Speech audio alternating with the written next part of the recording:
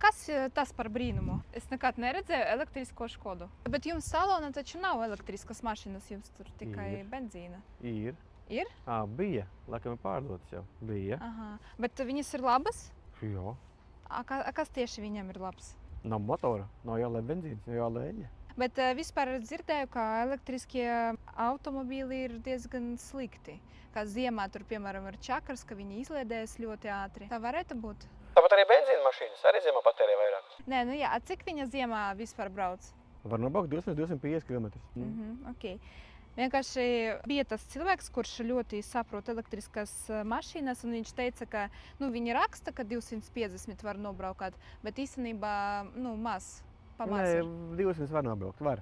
Tas ir atkarīgs no mašīnas, kura cik jums baterija liela. Bet nebūs tā, ka ar katru gadu viņa mazāk un mazāk brauc? Tāpat kā telefonam. Tā varētu būt, jā. Tā būtu, jā. Viss jau pamazām nolietojās.